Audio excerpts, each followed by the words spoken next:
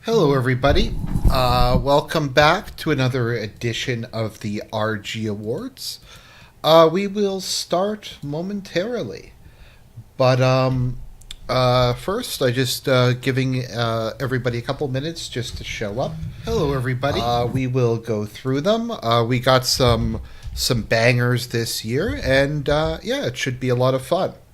So we did a last week. We had, I think it was last Sunday, we went through and we did the nominees. And we're going to announce we're going to announce who actually won this time, who embodies everything that an RG can, should, would, has, and will so much. Anyways, so I guess just how are people doing? I'm okay, I guess.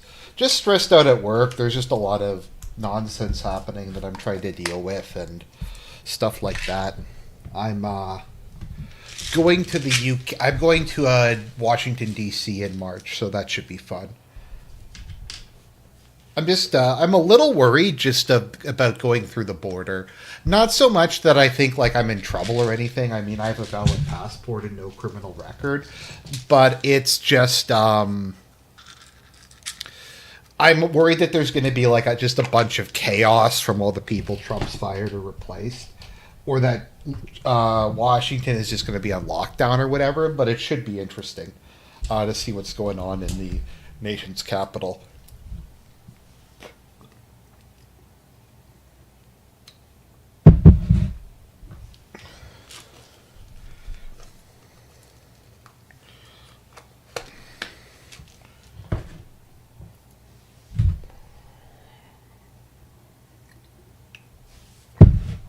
I myself this weekend, just been kind of hanging around. I was getting these done.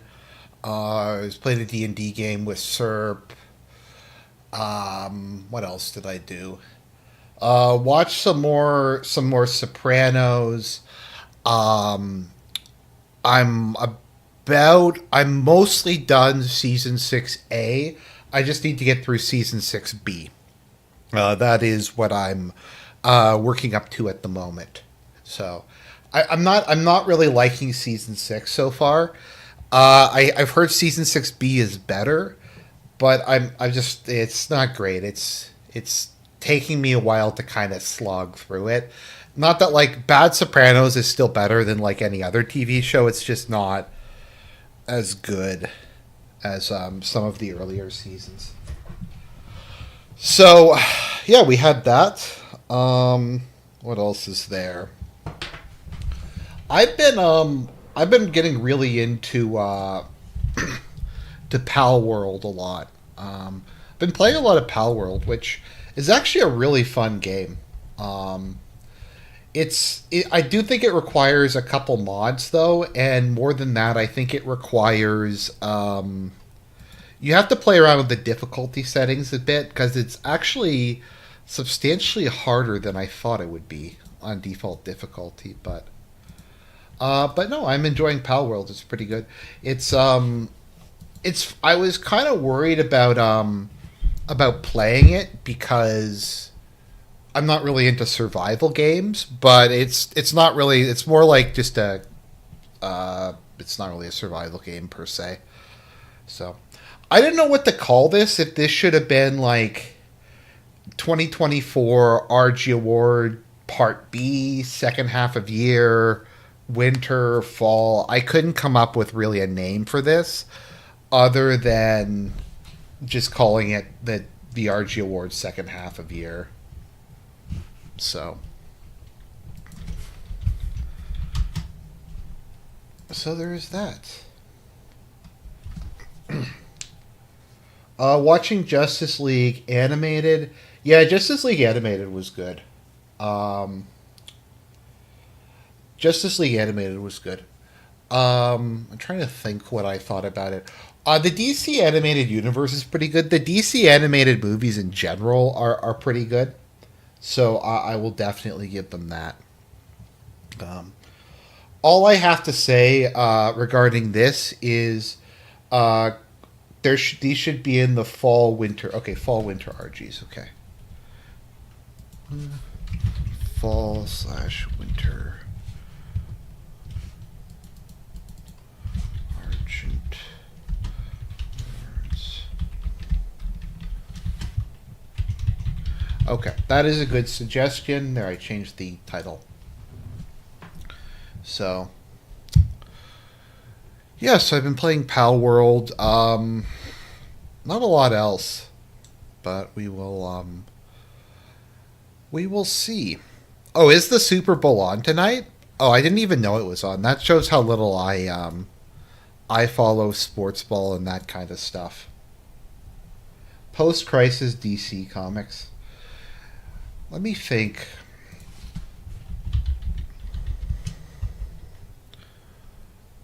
What was weird was finding out that like Hawk Girl's Hawk helmet is actually just a helmet, and that she's actually has like a human face. That was I remember that. I remember Batman with like his crush on Wonder Woman. I don't remember a ton else about DC animated, other than it just being pretty decent in general. Not as good as Teen Titans, but definitely one of the better ones. So, oh, Kingdom Come Deliverance 2 and how it's super paused. Well, I think it'll be interesting to see if that changes at all with some of these things. Because it looks like the State Department isn't going to be funding a lot of the woke stuff anymore. So we'll see if they have to try harder to actually appeal to the people in question. If, yeah.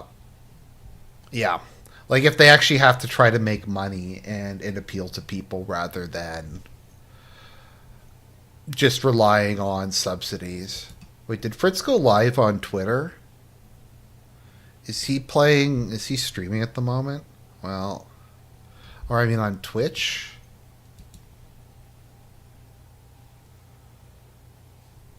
Or no, I don't think he is. Okay. So we'll start in a moment.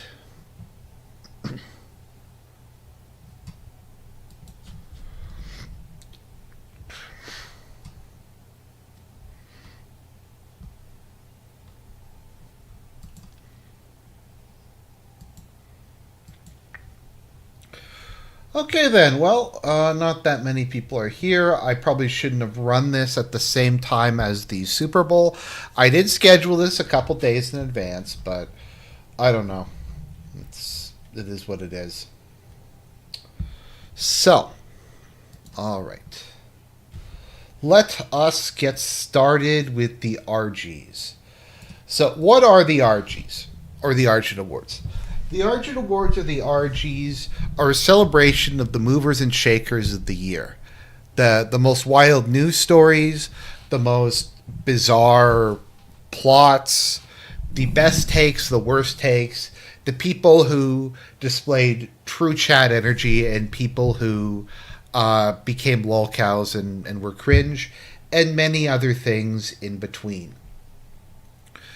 So the idea is that basically because there's so many things that happen throughout a year and so much just insane stuff, a lot of it can really get lost in the minutia and it just never gets referenced or brought up again. And I think it's good to have this so we can take a look back on the previous year and remember just some of the crazy stuff that happened that otherwise might go away. Now, the two things that democracy for the masses, not okay. Okay, don't look at chat while I'm doing this. So this comes out of, as I've said many times, two main sources: the Third World Awards, which is something that Abstract and I used to do back in university, where we would just make fun of shitty third world countries, and that we would also the Golden Gunt Awards, which is something that Pay and Godwinson came up with, and that was kind of where we got like some of the weird. They had a bunch of just funnier categories, like weird categories, like most based boomer or most wasted comeback. So a couple of them are from that. So I decided I was going to do my own award show, kind of combining news and my sense of humor and stuff like that. together, and that's how the Argies were born. So the only real rules for this, other than something has to take place within the time period, is internet stuff can't win. So if there's an online lolcow, they can be nominated, but they can't win because otherwise, like, I would have Review Tech USA and Nick Riccietta and a bunch of stuff like that in this, or Darkside Phil, and like I don't want it to be in there. I want this to be like actually based on real life. So there's a couple nominations, but like that's mostly excluded. So this is the second half of 2024. I decided to divide up 2024 into two separate segments because of the election, and I figured there would be enough insane stuff during the election that it would give me kind of an opportunity. Now, that worked in some ways and it didn't work in others. It gave me a lot more nominations in a couple categories, but it also meant some categories were a bit threadbare. But we're going to go through.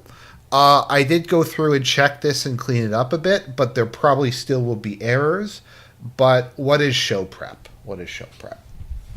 So, that being said, let's go. So, as we start off tonight's Argent Awards, we'd like to pay tribute to some of those who fell this year. And we'd like to start off with honoring the memory of Peanut the Squirrel and Fred the Raccoon, forever with Harambe and Second Banana Heaven. If anyone knows what Second Banana Heaven is a reference to, post it in the chat or in the comments below. I'd be shocked if anyone got that one. But just justice for Peanut and Fred. They got taken like the state killed them. It's a tragedy. I don't really know what else to say other than give an F in the chat for Peanut the Squirrel and Fred the Raccoon, killed by the evil big government of the state of New York. They will forever be within Harambe in our hearts and in Second Banana Heaven. Okay, we have another in loving memory, and this one is for James Earl Jones, who unfortunately passed away this year after a long, productive life and a truly great career. So, steel is strong, but his voice was stronger. As I like to say, James Earl Jones was a devoted Catholic, so I like to think that God made him the announcer in heaven. So if like you're an English language speaker and you go to heaven, James Earl Jones announces, "This is the beatific vision." So that's my James Earl Jones joke. And then our final in loving memory is Ba'athist Syria. They finally Mossaded the Assad. After more than a decade of surviving attacks by the Mossad, by the CIA, by the Saudis, by basically like half the world and numerous attempts to overthrow him, Assad finally got taken down and his regime is in shambles. And he might be getting a couple more nominations this night. Syria might be the dark horse candidate to walk away. The thing is that with these awards, part of the reason why they're kind of late this year is so many things just kept happening in the last week or so of the year. Like a lot of these victories, a lot of the winners are in the... A lot of the winners are stuff that happened at the end of December. In particular, one of these is like from literally the last day. So there is that. So loving memory of Ba'athist Syria. Oh, and one more. In loving memory of Akira Toriyama, you meant more to black people than Jesus. Once again, if anyone gets what that's a reference to, please post in the chat. But, I mean, is it really arguable that Akira Toriyama is not the god of the black race? Is there anybody like who has had more impact on young African Americans than Akira Toriyama? I don't know. I think he's the most impactful figure. I think like MLK, like Malcolm X, are nothing to black people other when compared to Akira Toriyama. It's just accurate. So our and before we get into it, we have our lifetime achievement awards to give out. You can't win them more than once, or else I don't know. I just don't really want to deal with that. So we are handing out the Justin Trudeau Lifetime Achievement Award. This is for someone who exemplifies everything an Argie Award winner can and should embody. These are the people who have gone up and beyond, who have proved themselves to be real human beings and an hero. So, previous winners include Justin Justo Trudeau, Pope Francis, Emmanuel Macron, Joe Biden, Olaf Scholz, and Pashinyan. And we're adding on to this Tony Blinken, Bashar al-Assad, and Kamala Harris are the new people added on to the Lifetime Achievement Award. So, they've been immortalized. So I'm not sure how many to add on. I'm going to probably limit it to maybe 3 new people per RG Award. Okay, and we move on to our first category, always a fan favorite. Cringe of the Year. Now, some of these we just had a lot of nominations, so there is a list of honorable mentions that we're going to go through first. Also, just if my audio is okay, please let me know. I changed it around a bit because I think that the audio background suppression was kind of screwing it up a bit. So, anyways. Okay, so, Cringe of the Year. The nominations, the honorable mentions are the term rules-based international order, Arab Zelensky's CNN interview, Trump's tweets about addicts in Canada, anything posted on Pierre Poilievre's Twitter account, the Mary Had a Choice 2 advertisement put out by Catholics for Choice, and the Wife Jack meme. Yes, these are AI images. It took me a while to generate them. Okay. Now this brings us to our nominee, our finalists for the year. HTS releasing a statement after they won the civil war in Syria saying, "Diversity is our strength." Translate Hate, the Catholic edition, the Catholic Bishops' Conference and American Jewish Conference booklet on how to recognize hatred and anti-Semitic memes online. Elon Musk's H-1B Twitter meltdown. The term global majority and big boy press conference. Now, this one was quite competitive. We've got a lot of cringe here. Like,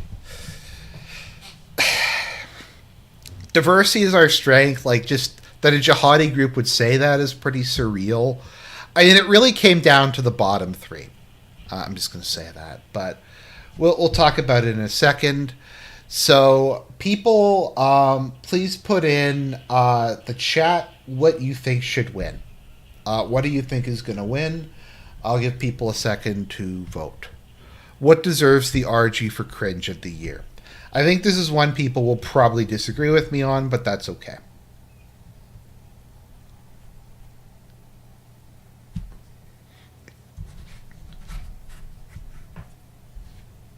Musk is going to... Maybe. Okay. So the winner of the RG Award for Cringe of the Year is Global Majority. Now, people might disagree with me on this one, but I just found this really, really cringe. This is something that I just found popped up, particularly mid to late last year. And this is this idea that they started calling non-white people or people not from the West the global majority. And this is an attempt to kind of portray like a certain degree of legitimacy or superiority onto them. That just because there are like more people in India, Africa, and China than in Europe, that means they have an inherent moral superiority over them. And it's like some sort of weird global democracy thing. It's some kind of like weird global democracy. I just find it really cringe. It's also treating everybody who's like not of European descent as basically being the same. I don't know. I just find it very third worldist and self-righteous and pretentious. Okay. Next award. This is an award that is only going to be for this award show. It's a big award. It is the KKK award for the Kamala campaign Cringe. So, this was put in specifically for Kamala because honestly, the Cringe award was going to be like half Kamala stuff. And I just decided, you know what? Her campaign had so much cringy shit during it. It deserves its own award. And so, the nominees for Kamala's campaign Cringe are as follows. Waltz is my dad. White guys for Kamala. I'm a man and I'm voting for Kamala. Coconut tree / brat meme. Souls to the polls. And we did it, Joe. So, people in chat, what do you think is? I think the one I picked for this is, people are going to probably disagree with it, but it's my award show. It's my award show, and I can give awards to whoever I want. Some of these are like are worse than others, but there's one I just found the lamest, most G-slur, most insufferable one, and that is, of course, Souls to the polls. I don't know. I just something about it is so lame. I had to give it the Souls to the polls, especially because this happened like the day after she kicked out the guy for yelling "Christ is King." So those guys got kicked out. So this was like immediately after like the Democrats went on their rampage about how religion doesn't belong in politics. It's just Souls to the polls is just so lame. I just had to give it to that. So I'm sure people will disagree with that, but it's my award show. When I heard it, I thought it was a joke. Like when somebody posted this, I thought this was like AI generated. Okay, next category, another big one. Worst take. And there is a lot of these. There is so many nominees for worst take. I have to really cut this one down, and I have to divide this category into like a couple different groups.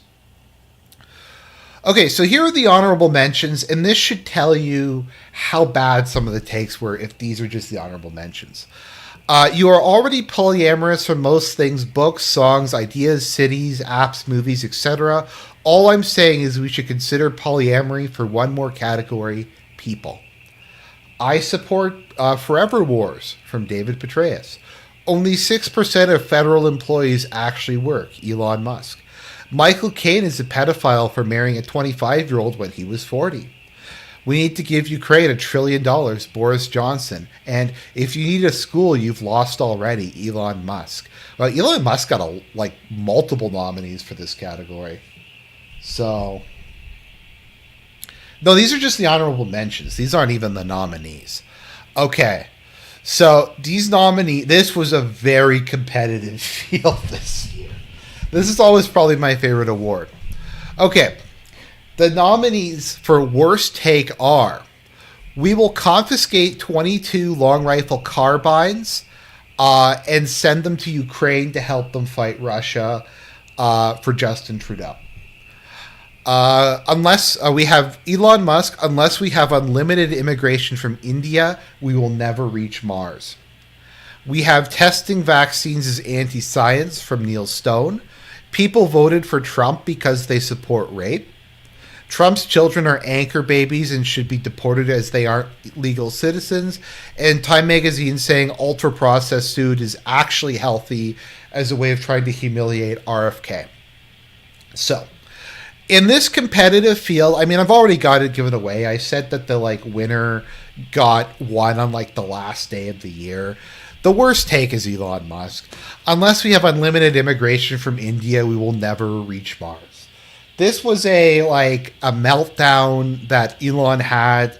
Well, okay, so it's December 25th, so it's not the last day of the year, but this was like a week long meltdown about how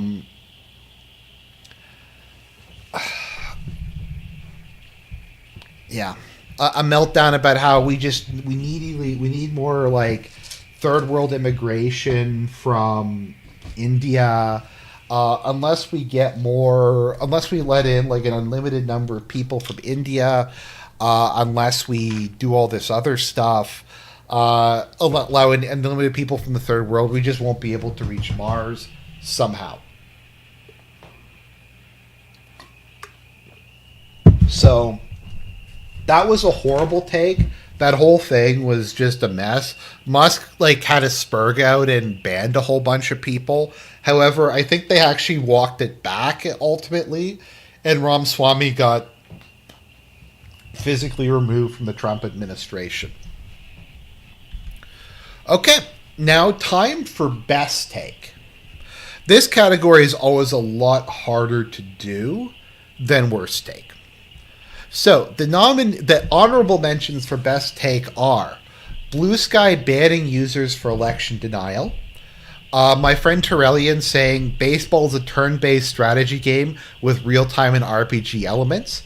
Justo is an insufferable tool from Elon Musk. And Destiny's son pretending to assassinate him. And the nominees for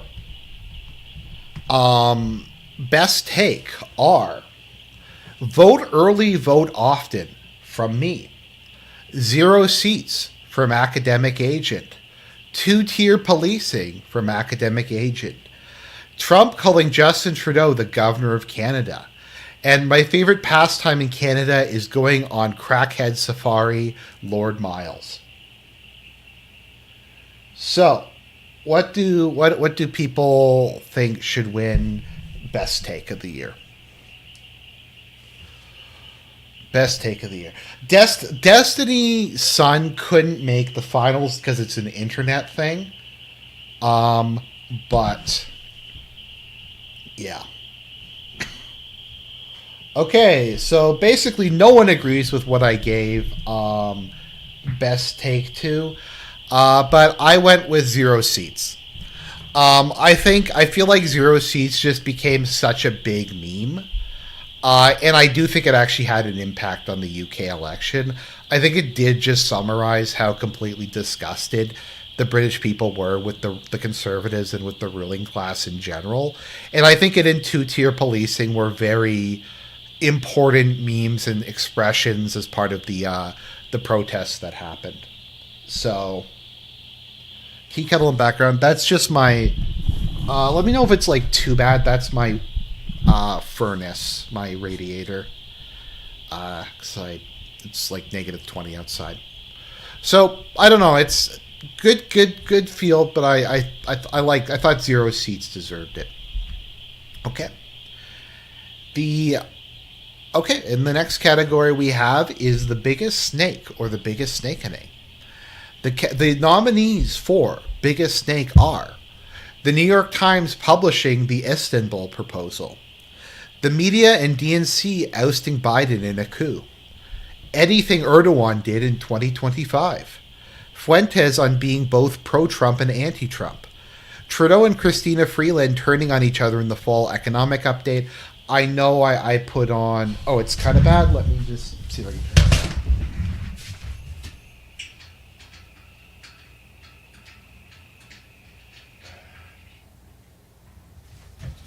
Okay. There we go. Okay, I can turn it back on later. All right. So, once again, we have a couple good ones here, but I mean, it's pretty obvious who won this one. Like, media and DNC removing Biden in a coup. Like, it's pretty rough. I'm like, I came up with the term firmware update over that. Like, I've never seen a snakening like that rapid or that total. Like, Biden was thrown under the bus in literally the span of like 8 hours. Literally, the debate happened. Everyone turned against him. They immediately forced him to resign. All this other stuff went down. It was just kind of fascinating. And then Biden was insisting that he was going to keep running. I don't know if anyone remembers when he disappeared for like a couple days and people thought he might be dead, or that he was going to be forced to resign and Kamala would take over as like interim president of the junta or whatever. But like that's got to be like one of the biggest snakenings I've ever seen, in my lifetime at least. So yeah. Next category, and this one might be retired now that the Gaza war is over. This was introduced in 2023 in honor of the achievements of Israel. I actually just forgot to put in firmware update. Maybe I'll put that in next time. And then this award is all the optical things that Israel does as part of its ongoing war with Hamas and pretty much everybody around them. So, the nominees for the Israeli Optics Award are the Exploding Pagers Scheme, the assassinating the leader of Hamas while he was in Iran on a diplomatic mission, live streaming the rape of Palestinians, the IDF having pro-rape riots, invading Syria in self-defense immediately after Assad fell, and live streaming of tortures to Ben Gvir. So, these are all pretty good ones, but I mean, come on, like, it had to be the pagers. Like, the pagers are, like, the degree to which they would have to, like, someone was trying to, like, explain, like, they had to, like, there's a company based in Taiwan and then based in the Czech Republic, and, like, the whole thing just took years and years of this, like, just 4, 5, 10D chess plan. Like, they infiltrated global supply chains for like a decade to get explosives into all of these pagers and then just set them off. It was just bizarre. Like, I've never seen consumer products weaponized in that kind of way. I've never seen that.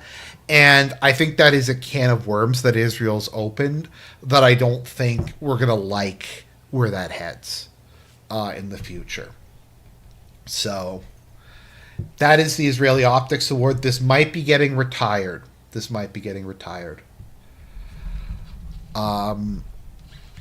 we'll see. This is Israel we're talking about, so they're probably going to do stuff. By the way, what happened to Jewish propaganda? Like, that Israel was so unoptical with the Gaza operation. I keep bringing up, like, the when they blew up, they attacked the hospital, and they found, like, the 1 AK in it in the box of dates, and they pretended it was a Hamas command center. Like, they're not doing their best. Next category, we're heading into the L's and W's. The biggest collective L. I had to split this into individual and collective, so this is for a country, an organization, or something like that. So, the nominees for biggest collective L are the Syrian government for losing the civil war in 2 weeks, women in America for losing all of their rights when Trump got elected, Israel for a failed Lebanon offensive, the Concord development team, Ukraine for the Kursk offensive, and Ubisoft going bankrupt. Now, this is a tricky one. Because, I mean, it depends if we want to be serious or not. Because in terms of just the level of failure, you could argue that Concord is just like 100% failure, 0% success. And you could argue that was the biggest failure, like just in absolute terms. You could argue that women losing all their rights, not being able to vote anymore, having no access to abortions or birth controls. They can't be screened for breast cancer. They can't even receive treatment for breast cancer anymore when Trump got elected. You could argue that. You could argue Israel's attempt to invade Lebanon that basically went nowhere and was a complete and total shit show is there. The Orthodox tunnels to sewers in Brooklyn were also great optics. Yeah, that was in. I divided the Argies for 2024 into halves, so they did get nominated for a couple different awards in the earlier one. So, the award winner for biggest collective L is Syria for collapsing in 2 weeks without a fight. Just a complete and total mess. They didn't really put up any kind of a fight. The army just ran away. From my understanding, they probably could have won that phase of the Civil War relatively easy if they had have kept fighting. From what I understand, the Russian Air Force that was there actually really did a number on HTS. They killed a lot of guys and destroyed a lot of other stuff. The Wagner boys were there. Honestly, between the Wagner boys, the Russian Air Force, if the Iranians were able to get some militias in and stuff like that, they might have been able to hold on longer or even turn the situation around. But there was really no... There was really no need for it. And then there's also the Assad coup. I don't know. There's what actually happened in Syria. It's probably going to take us years to know. I've heard a lot of different things, but there's just so many L's regarding the entire country. Also, people forget that Russia was more or less subsidizing the entire Syrian economy. I think a lot of the food and consumer products and medicine and stuff were direct donations from the Russian state. And now that Russia's cut off all its humanitarian aid, Syria is kind of fucked. So, biggest individual L. Now this one was probably the most competitive. This might have been the most competitive. This was one that I think people are going to disagree with who I gave this one to. So, the nominees for the biggest individual L are Kamala losing the election to Trump, Justo for the Freeland resignation, the budget disaster, and being overthrown in a palace coup. Biden for the debate and getting couped immediately after. For Biden for the debate performance and then getting removed. Yoon's failed coup in South Korea. And Ishiba losing his majority government in Japan. So...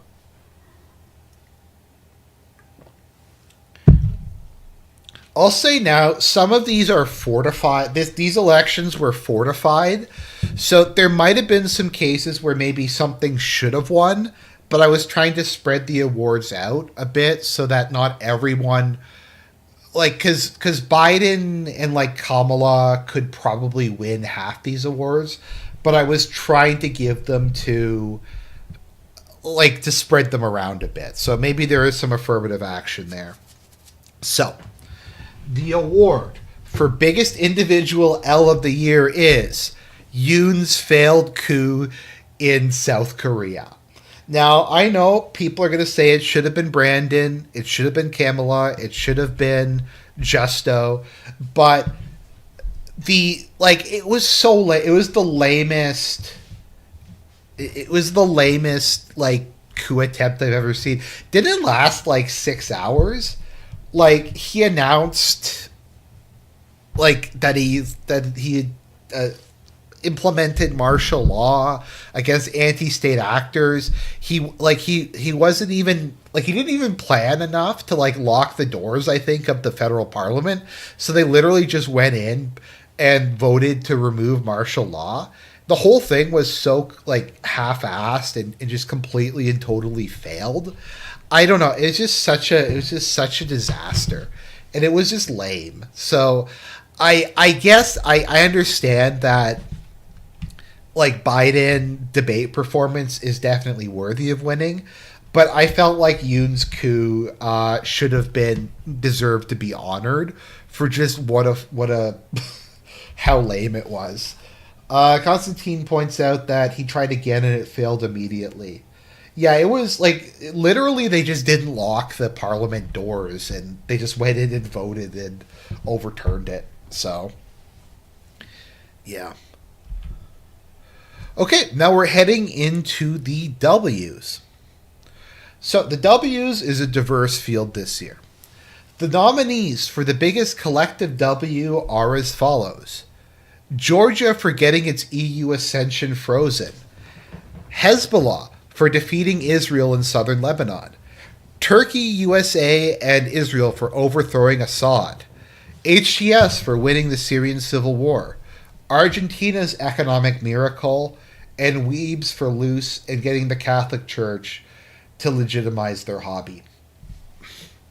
So, last time Georgia won for passing the foreign agents law.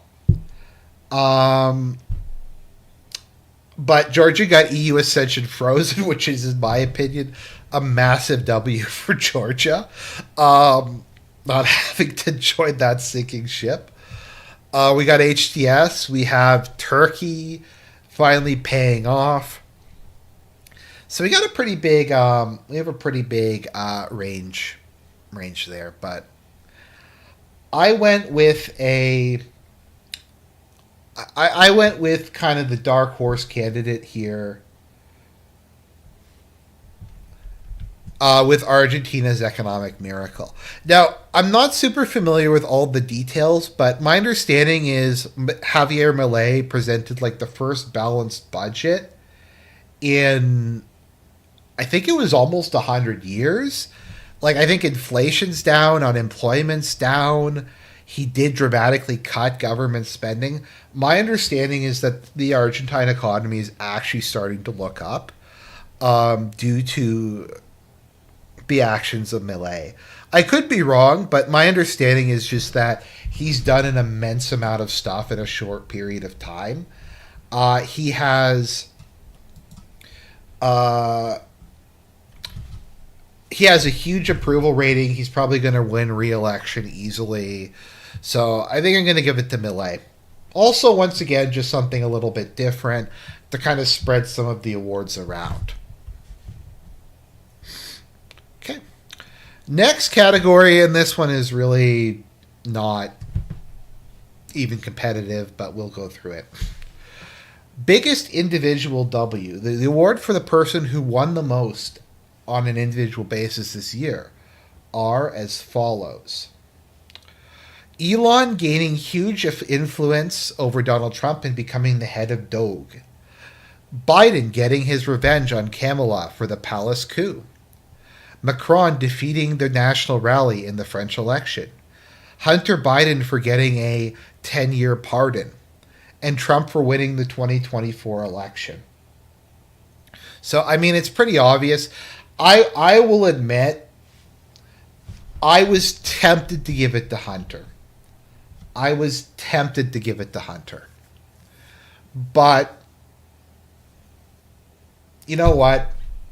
I'm not tired of winning. He isn't tired of winning. None of you are tired of winning.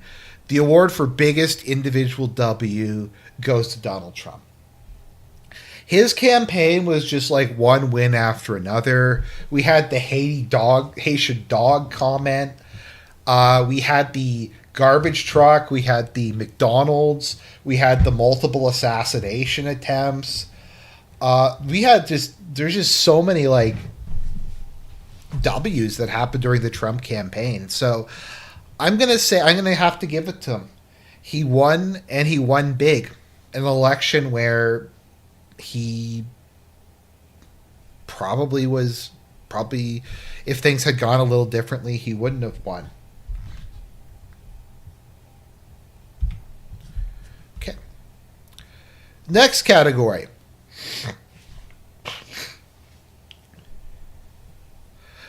Chad Stacey of the Year. Now, this used to be just Chad of the Year, but Candace Owen got nominated for some of the edgy things she said. So we're trying to be inclusive here, and it is Chad slash Stacy of the year.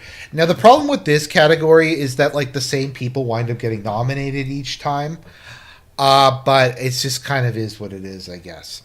So the nominees for Chad of the Year are Donald Trump, Vladimir Putin, Daniel Penny, Javier Milei, Steve Saylor, and Nayib Bukele.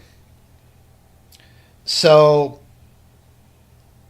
I think this one was a bit competitive, a bit not competitive, but ultimately only one man on this list survived an assassination attempt, got shot, and rather than like cowering, jumped up in like his 70s and yelled, "Fight, fight." So it's going to go to Trump for surviving assassination, immediately getting up and shaking his fist in defiance. That's got to be one of the big iconic images of the campaign. So Bukele, I think, won last time. Daniel Penny deserved to win, but Trump got shot, and that's the reason why he won it. Okay, next category. Gamer of the Year. This is a word to someone, and it's kind of hard to explain what gamer means. It's somebody who basically like acts like they're in a video game in IRL. Like they try to get like a high score.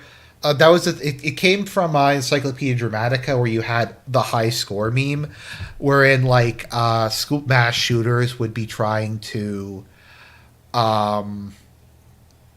get the high score by getting the most kills. People who just basically, it's just kind of an ironic way of referring to people who do really sociopathic, evil, crazy shit. In an ironic, humorous way. So I probably did not explain that well at all. But Gamer of the Year. The nominees for Gamer of the Year are as follows. The rapper P. Diddy. President Joe Biden. President Yoon of South Korea. UK Prime Minister Keir Starmer. Israeli Prime Minister Benjamin Netanyahu. And military leader of Hamas Yahya al-Sinwar. So Yoon declaring a coup, like, and thinking that it was like pressing a button in Hearts of Iron 4, that was a pretty big gamer moment. Joe Biden burning everything down. Burning everything down is a category. P. Diddy running like his rape club is like the kind of game that gets released in early access on Steam constantly. Keir Starmer just filling the UK prisoners with people who posted mean things on Twitter. Netanyahu is Netanyahu. However, only one person on this list had a playable death scene. I don't know if anyone remembers back when Call of Duty was first a thing, and that was a big deal, a gimmick they kept using, is you would have the playable death scene. And only one of these has it, and that is Sinwar, for having a literal playable death scene, where he threw the piece of wood at the drone seconds before his death. So that is a video game moment. That is cinematic. It's not... he was not killed by Patsy Parisi. So Sinwar wins. Okay, next category. We Live in a Society Award. This is an award for something in which an event happens that I think exemplifies the society that we live in. This is something where you could say we live in a society where blank happened. So, the nominees for We Live in a Society are the Secret Service agent abandoning Trump to go breastfeed their kid, the Duke sports team being vindicated after decades of demonization, the death of Peanut the Squirrel and Fred the Raccoon, the abortion and vasectomy trucks at the DNC, American election ballot tracking, Kate Blanchett as Lilith in Borderlands, and Joker 2, a $200 million troll movie. I mean, this one's kind of all over the place, isn't it? It's kind of like everywhere.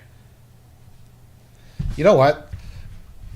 While we do this, I am going to play out a Sopranos clip. I don't really... Okay, 1 second.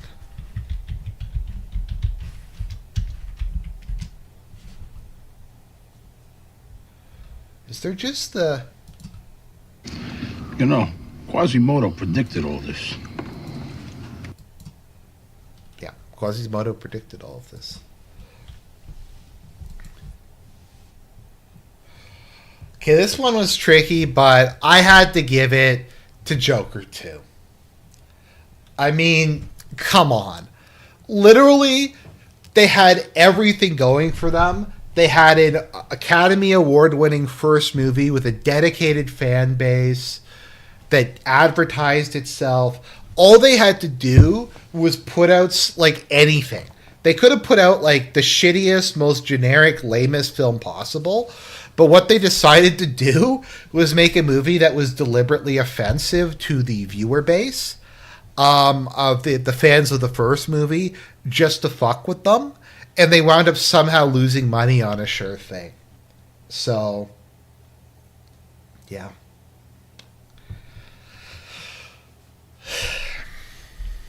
Okay, next category. We live in an Anglo Society Award. So basically, Canada and the UK were dominating the We Live in a Society Award. Like, there was so many of them for just those two countries that I had to create a separate category just to contain them. So, the nomination, the honorable mentions. Oh, I forgot to put in honorable mention. Oh, whatever. These are the honorable mentions for We Live in an Anglo Society Award. The UK police accounts telling people they are being arrested on Twitter. Any of the UK protests. Justin Trudeau introducing 30-year mortgages as an affordability measure. Extraditing Americans to Britain over social media posts. Justo promoting a suicide prevention hotline despite bringing in medically assisted dying. And me realizing it's easier to get English service in Europe than in Canada. Now, those might seem bad, but you guys haven't seen anything yet. So, the awards, the nominees for We Live in an Anglo Society are as follows. A judge approving medically assisted dying for a woman with autism in Calgary. There was a town... Oh, I screwed that one up, whatever.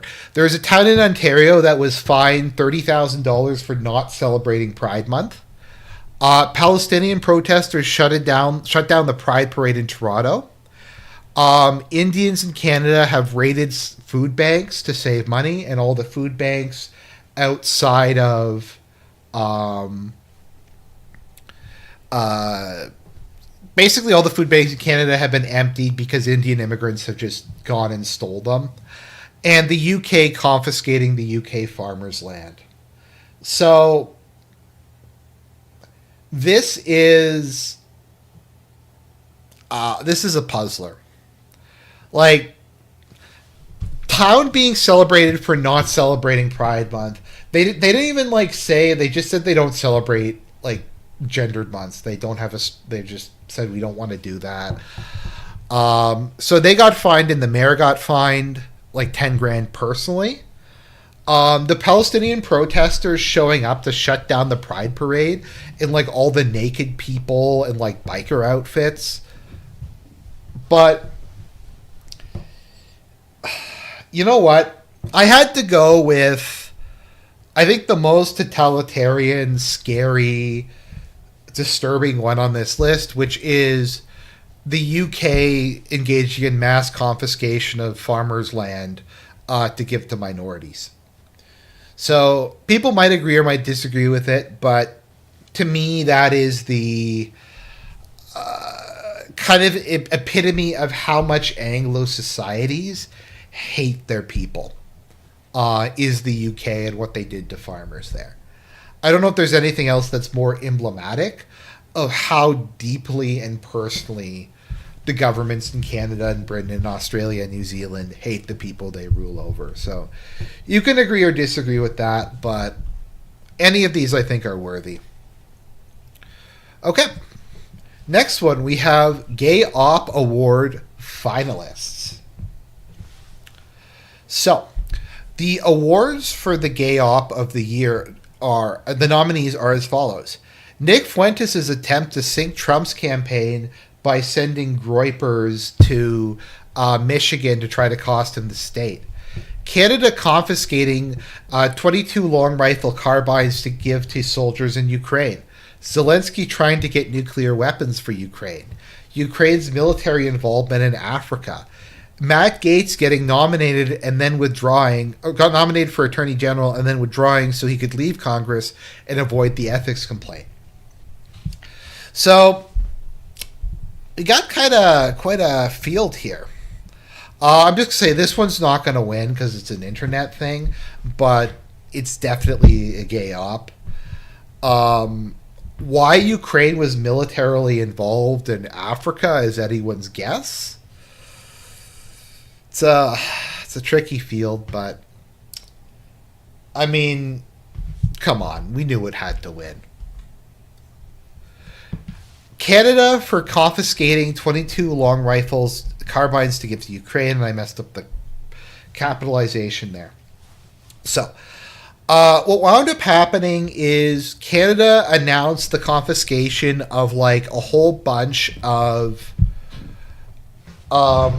military style assault rifles or assault weapons. So it's just anything that looked black or had plastic on it or looked scary was confiscated, and they told them that they were going to give them to Ukraine. And that included this pink 22LR Plinker that they were going to send to Ukraine in order to fight Russia. So that got the award. Okay, so the Gay Op Award was divided up last time into the Gay Op and the 4D Chess Plan Award. So the 4D Chess Plan is like the Gay Op that actually works. It's where they actually do manage to outmaneuver everybody and get a W. So, the 4D Chess Plan Award finalists are RFK for joining Trump, Biden for getting revenge on literally everyone who screwed him, Erdogan for engineering the collapse of Syria, and Macron for completely outmaneuvering the French political system. Now, there's really... This one's tricky, because Erdogan is like an omnipresent nominee for 4D Chess Master, because he literally just plays everyone off against each other. Biden, I like to think, sabotaged Kamala's campaign out of spite, but then he also did a bunch of other stuff on his way out, like authorizing the deep strikes and trying to screw up the war with trying to get America into a war with Russia to ruin things for Trump. However, I think honestly, we're going to have to give it to him. The man who won the Gay Op Award previously, Emmanuel Macron, for his 4D chess plan, outmaneuvering the entire French political system.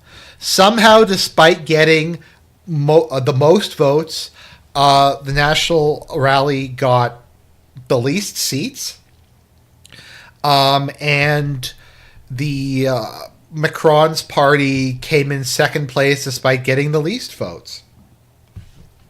So he was somehow able to salvage what looked like a complete and total blowout by taking advantage of France's election system to basically keep himself in power.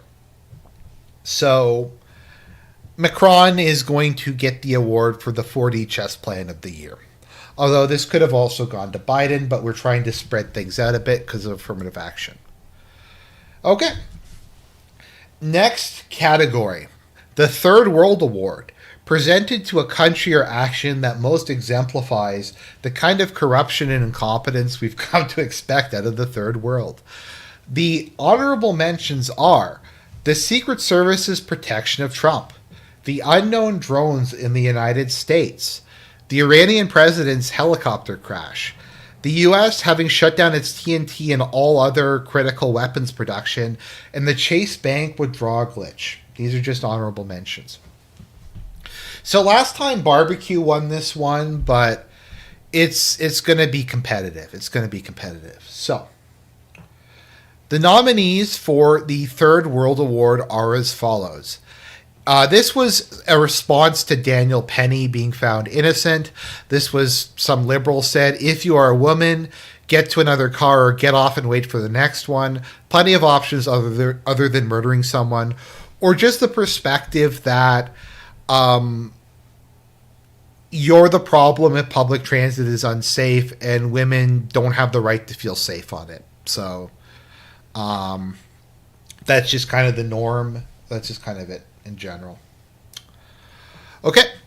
America taking over a month to count the votes is the next one. Because in California, it took them until like the end of December to actually finish counting all of the votes. We have the fact that Biden was removed in a palace coup in such a just a flagrant fashion is one. There is the Assad government collapsing in such rapid fashion, and there's the fact that Biden pardoned Hunter and eventually the rest of his family for everything. So basically, they just face no consequences for any of the stuff that they did. So I'll give people a minute to vote on that because that's quite a field we have. And I have a meme that I'm going to bring up in the meantime. So while we're going through this.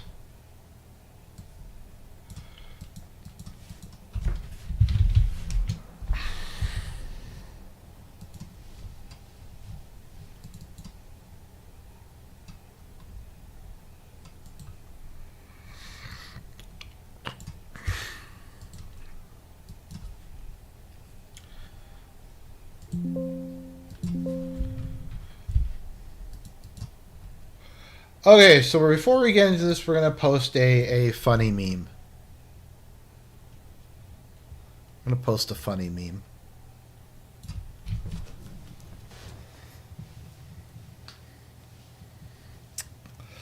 I thought that one was pretty funny. So I'll let people debate. I'm just going to quickly run to the bathroom and then we'll announce the winner.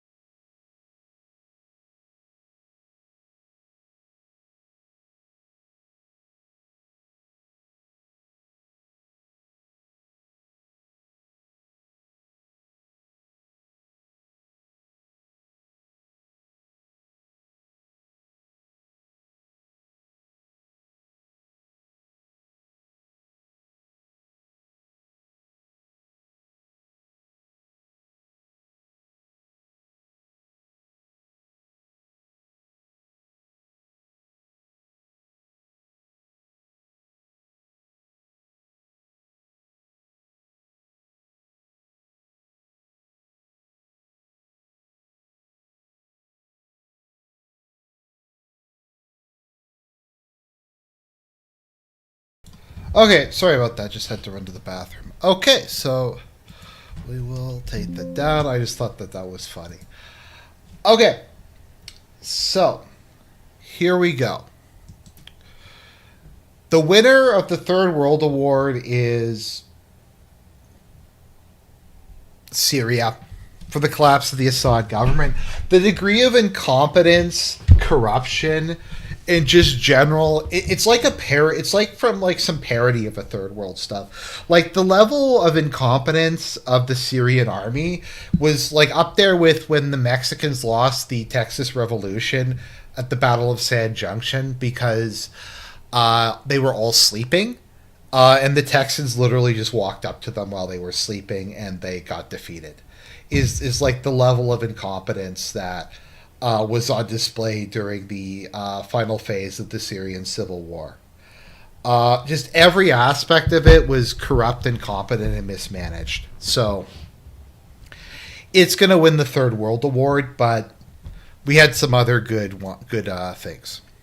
Okay. Now we're down to our last two awards, and they are close to the end. And we are going to have F Slur of the Year. I can't say what F Slur stands for on YouTube, but I'm sure you can guess. And the nominees for F Slur of the Year are James Lindsay, Tony Blinken, Rishi Sunak, Keir Starmer, Tim Walz, and Destiny. Now, Destiny is not going to get it because he's an internet guy. This one is very competitive. Schultz did not make it this list this time. It's not Destiny. Destiny can't win because he's a internet figure. Blinken already won. Okay, so this was an affirmative action pick because Walz is my dad. Walz is my dad. So, Tampon Tim Walz has won F Slur of the Year. It was close, though. It was, Blinken has won, like, in the past, which is why he didn't win this time. But Tim Walz, we're not going to probably ever see him again, so I think he deserved it. Deserved it. And the final award, the final Argie of the Fall-Winter Awards for 2024 is for Lol Cow of the Year. And the nominees for Lol Cow of the Year are Tim Pool, Joe Biden, Will Stencil, Kamala Harris, and What If Alt Hist.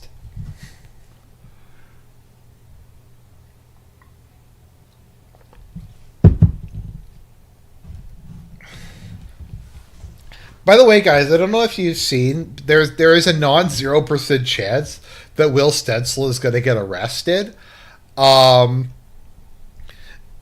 be sent to Guantanamo Bay. Because they're launching an investigation to people who doxed and threatened Doge employees. And he did that, and he publicly did that. And somebody tagged his tweets to the prosecutor who's looking into it. So unfortunately, Will Stencil is so unimportant that he can't win because he's an internet guy. What If Alt Hist? I admit I did not really follow that, but people wanted me to put him as a nominee. The award for Lol Cow of the Year, I mean, come on. It had to go to Joe Biden. This is his last chance. I think solely for Big Boy press conference was enough to get him this.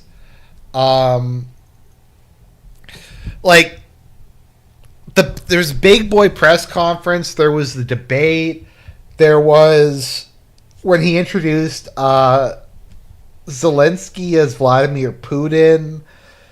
There was, what was it? Vice President Trump. There was when he put on the MAGA hat. Uh, there was when he said he was going to kill Speaker Mike Johnson.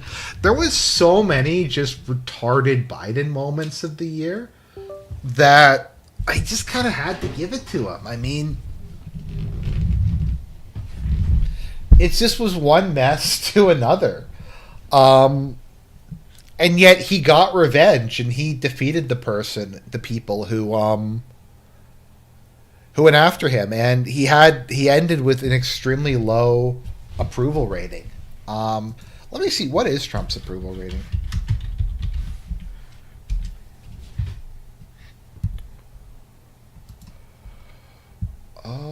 Trump's approval rating is +5.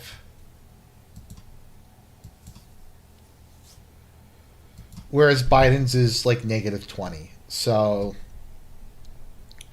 yeah. And that is the final Argent Award of the year. So, what did people think? Was there another award you wanted? I didn't have enough nominees for Chad's plural of the year, so I did not include that one. But that was So that was everybody who got nominated. Some categories, like I said, were a little threadbare, as I just don't think there was that many. But it's very much dependent upon like what's going on in the news. And this was very indicative to like takes and lolcow behavior. But for a full year, there's normally a bit more variety. So, Schizo of the Year. Schizo of the Year, that's not a bad pick. Although it would just be Kanye West. Kanye West would just win literally every time. If we had it. So we need an anime category or something. No, like I'm not doing okay, there's not a movie, anime, or video game because this is supposed to be like about IRL stuff. It's not supposed to be like just internet drama and things like that, to try to keep it like that.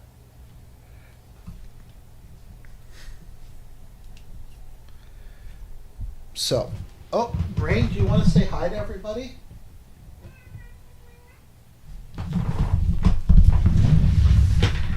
Come here, you cat. Brain, say hi to everybody. Okay, well, Rain is in my lap, but she doesn't want to say hi, because, I don't know. She's not a very loud girl in general. Okay, there we go, she said hi.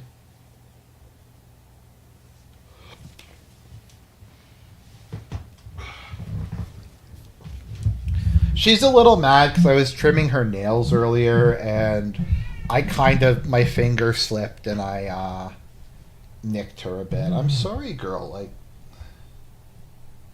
I have to trim your claws, otherwise you tear me up.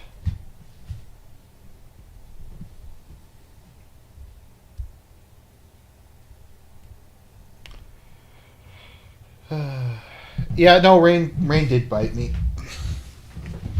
That's my only issue, is Rain can be a bit of a biter. Fortunately, she has a pretty small head, so it's not that big a deal, but it can be kind of painful. Anyways, everybody, I hope you enjoyed the award show. I hope you all have a great week, and I